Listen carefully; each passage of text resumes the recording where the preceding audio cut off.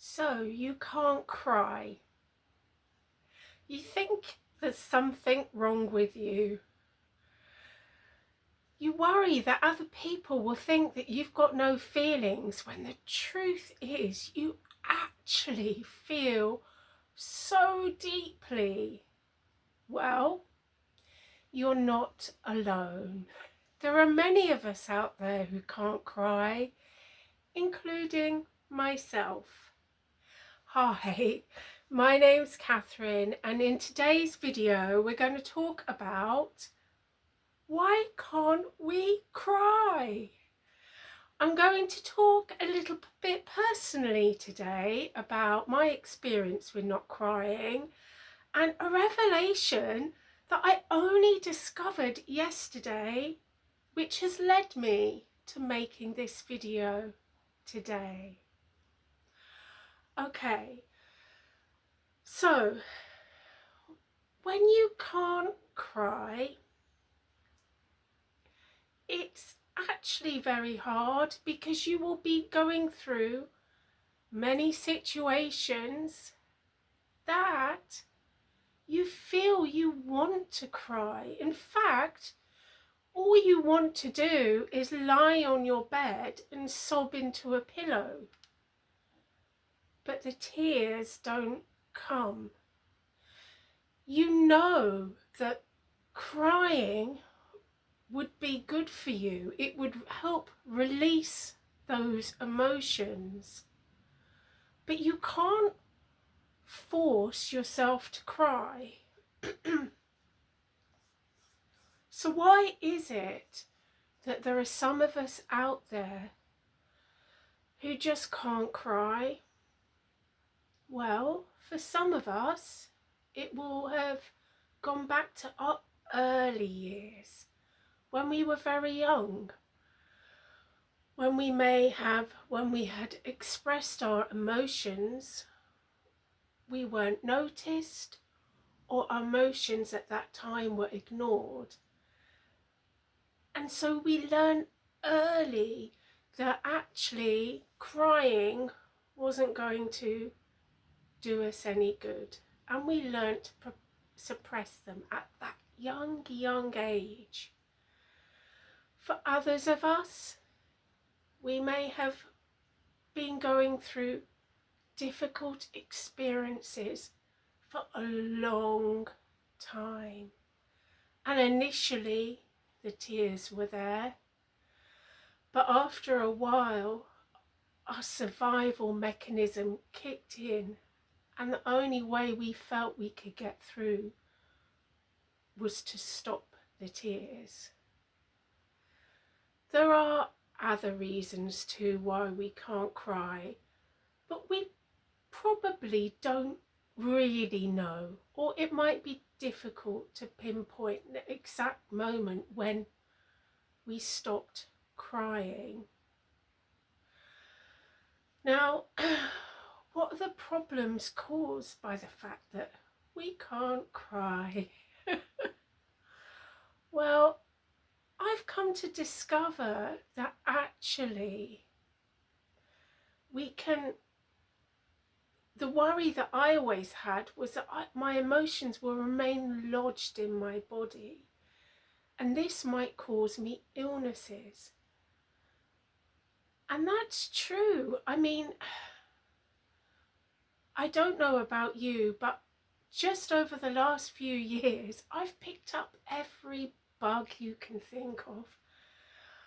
I have headaches, I have muscle aches, I have fatigue.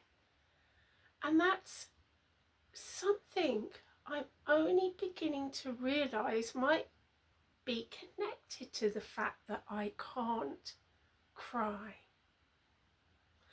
Well, for some of us also, there will be a fear around crying because we're aware that we haven't shed tears in times where we really felt that we needed to. We just sort of sat there gazing into space with deep sadness. And we're worried that if we actually let those tears fall, that we might never stop. I know the last time I cried, because I do cry occasionally, okay? The last time I cried was when my amazing dog, she was a Staffordshire Bull Terrier, Tasha, was put to sleep. 2 veterinarians came to my home, and as they came up the stairs, I was just bubbling, trying to hold it all together to be brave for Tasha. And I held her in my arms and they put her to sleep.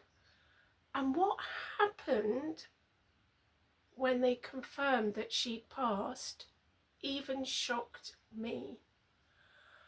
I didn't just cry, I wailed. I could not stop. I was calling out her name. I was just beside myself. I mean, these two vets must have not really known what to do with themselves. And as they left, they would have heard me wailing out that I loved her and that I was just in pieces. Because often when we do actually cry, when we are people who don't normally cry, we've got years and years worth of tears stored deeply inside, haven't we? Yeah? If you're watching this and you're like me, I'm sure you can relate. And again, there's a shame around not crying, that people will think that you're unfeeling, but that actually can't be further from the truth. Personally, I feel everything so deeply. When I'm on the internet and I'm scrolling, if there are any adverts that are perhaps charity adverts showing pictures of children or animals or anything really, I only have to catch a glimpse of their eyes.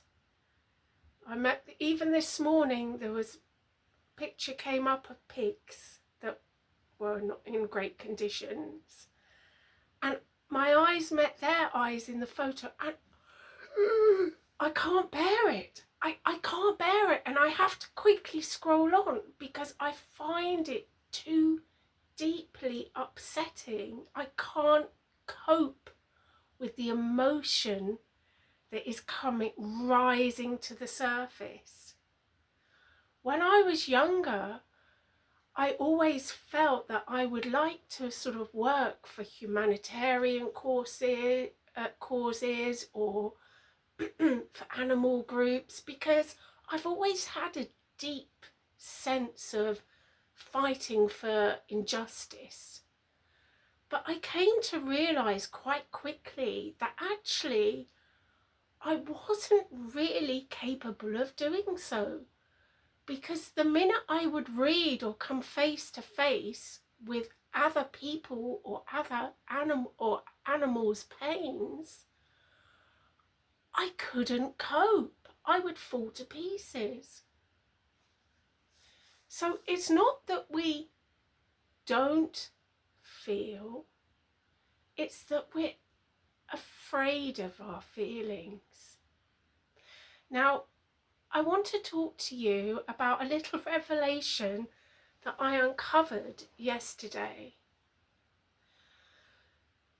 So, at the moment, I'm going through quite a lot of pain with regards to one of my family members who has been ill and has been ill for a number of years. It's my older brother. Now, my older brother and I, we are like that. Although I live in London and he lives in Scotland, we've always talked almost every day. And we are just so close. And he's always been my rock. When we were younger, our parents' marriage wasn't very happy and there was a lot of tension in the house. And that really brought me and my brothers a lot closer together. And we sort of faced the world together. So when he became ill a few years ago, I didn't know how to cope. I so desperately wanted to be strong for him and be that sort of backbone of support that I felt he needed. And it was my time to give back to him because he's always given to me. And as much as I was trying to be strong, inside I was actually falling apart. Now his illness stabilised, but last year it suddenly got worse. And again, I just couldn't cope. Now, a lot of my self-reflection recently has been upon, I need to pull myself together. How can I be a supportive sister if I'm not coping? Yeah, because to be able to support others, we need to be sort of okay-ish ourselves, don't we? And I wasn't. So a couple of days ago, he got some results from the scan. We had been really hopeful because he had been looking a lot better. A few months ago, he had been so ill, really ill, and I'd felt encouraged that my recent visit to him, he was looking a lot healthier. So I was feeling really hopeful that these scan results would show some improvement, but they didn't. Now, when I received that information, I did what I normally do when I receive information I can't really cope with, is I froze. I've come to understand that in the last year, I've been in almost a constant state of freeze. We hear the term, don't we, fight or flight mode, but the freeze state is one we don't hear so much. But I think for me personally, it's almost like I've sort of become like a block of ice. I've been lodged in a block of ice because I don't know how to manage my emotions. And different things keep coming in and I'm just frozen. But in the last 73 days of being on YouTube, whilst I'm trying to help you, it's actually helping me process things too. And I'm beginning to notice a lot more about myself. So 2 days ago, I was in freeze state. I received the information and I couldn't handle it. Then the following morning, which was yesterday morning, I took my dog Arnold to the park. Now normally I walk in the woods and that is my hour in the day where I connect with nature and I can't tell you, I feel just, that is where I just truly feel so relaxed. The trees, the greenery, just everything. I love this place. And I arrived, as I usually do, and I was walking along, but I recognised that my feelings, because I'm learning to recognise my feelings, I felt like I was sort of covered in a thorn bush, a prickliness and tension and anxiety. And I was thinking, why am I feeling like all like this? And I thought maybe it's because I'm finally paying that bill that I've been really panicking about, and I face my fears and I'm doing it. And then I thought, well, hang on a minute. No, that makes me feel better because I face my fear and I'm paying the bill, and that makes me, it's not that. Of course, then I realized it was my brother. I was fighting and resisting the sadness and the upsetness I had just experienced around the results not being what I had hoped they would be. And the revelation came was when I began to understand that actually I think I'm someone who represses their emotions. And it all started like clicking into place. I thought, whenever anyone asks me if I'm okay, I just say automatically, I'm fine, in like a squeaky voice. I'm fine, I'm fine, I'm fine, when really I'm not. But that is the automatic response. Do you relate? Yeah?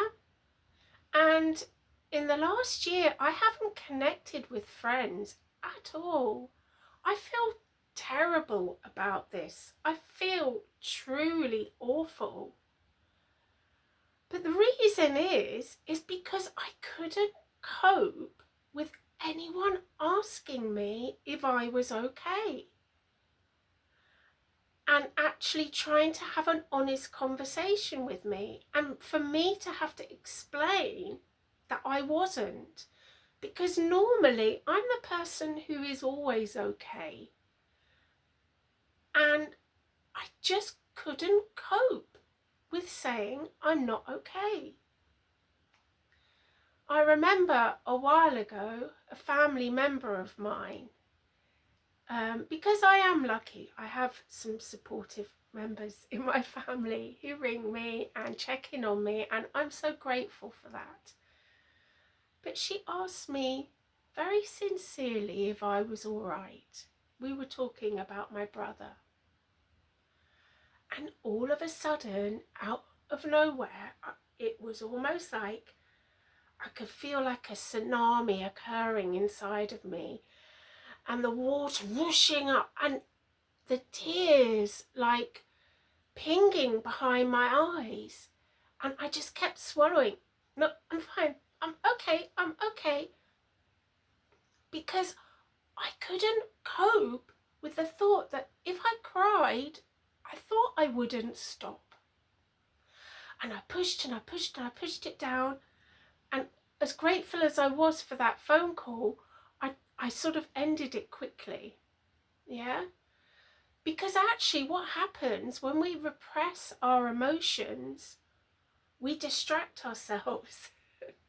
I know, I always have a clean house when I'm upset because I'm distracting myself. I'm trying to find something to do to distract me from what I'm actually thinking about. Yeah, can you relate? Yeah, or maybe scrolling your phone or listening to endless podcasts, which can actually be so exhausting because sometimes you just want some quiet time.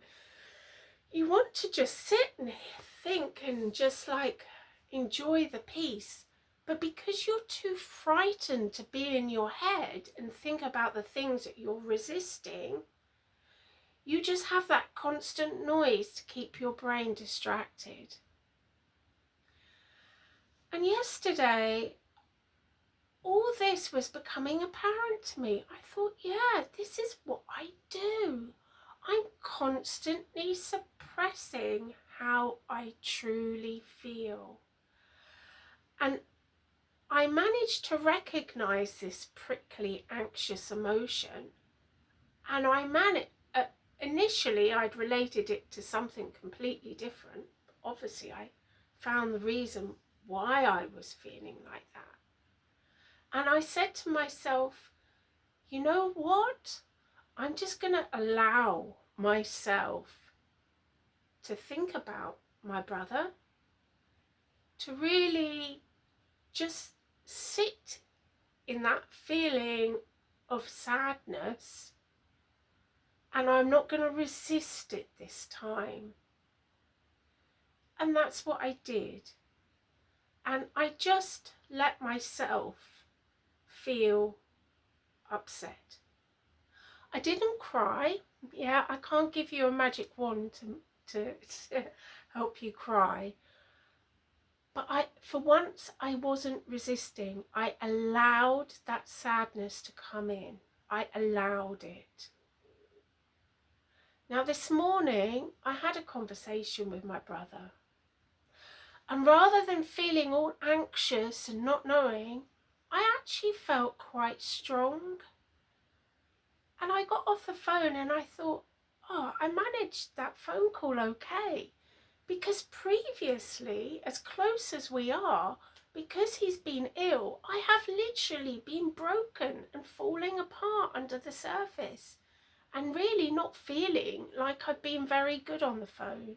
But this morning I felt stronger and better. So I guess I'm just trying to give you some insight into perhaps how I'm now thinking about my not crying, and the other reasons around not crying being that what we're probably doing is just suppressing our emotions. And actually, when we have something that comes into our life that we don't like, our natural resistance is to be like this, isn't it? I can't cope with this, yeah? Oh, not another thing. And our body gets all tense and we all tense up. Yeah? But now I'm learning that the resistance, I talk a lot in my other videos about this, the resistance to our problems is just creating another big problem for us. Because not only do we have the problem, we're also now resisting the problem. And that's not doing us any good. And as scary as it might feel, to actually let yourself feel that emotion and not be scared about it. I'm not saying you will cry, because I don't think becoming in tune with our emotions is like an overnight thing.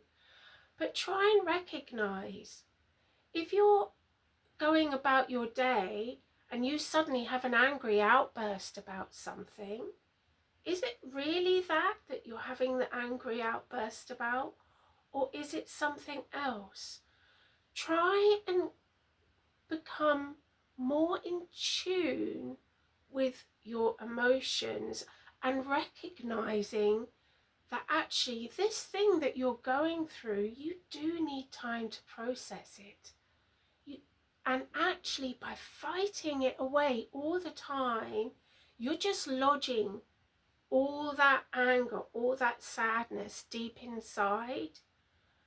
So just take some quiet time for you and actually think about the things in your life that are upsetting you. Say to yourself, this is happening.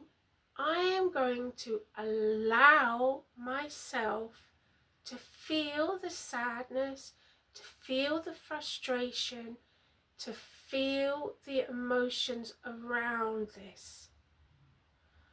And just let those emotions and those feelings come in and just sit with them.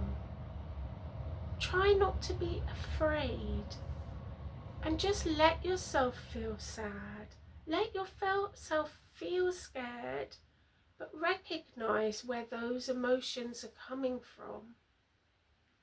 And once we can see those emotions and begin to understand them a little bit more, that hopefully will help us in not keeping them lodged deep inside. Because actually, you know, we go along through life and we're just storing everything. And I really don't think that that's good for us. Up until recently, my only way of managing my emotions was to go to the park where I walk my dog, and I would put music on, often Lana Del Rey, because I love her, but she is a bit sad. And I would listen to Lana Del Rey and I could feel the sadness around me. But I didn't really realise what I was doing. But I was becoming in tune with my emotions a little bit. But if we can actually also recognise what the thing is that those emotions are attached to, it can really help us process them. Okay, well, I hope this video helps at least someone out there who also sort of questions, why can't I just cry? Because it can be a bit confusing, but you're not the only one. Okay, I will leave it there for today, but thank you so much for joining me. I love having you come and listen to me, and I'm truly grateful. Please do give me a like if you found this video at all helpful, as it really helps me. And I would love it if you would come and join our community. It's growing each day, and we're just trying to create a safe space where people can just be kind and supportive of one another. So if you have anything that you would like to say or share any of your experiences, or maybe you've found something that's been helpful to you in helping release your emotions, do let me know in the comments, because it's great to be able to share these things. And sending you lots of love and light, and have a wonderful day. Okay, bye.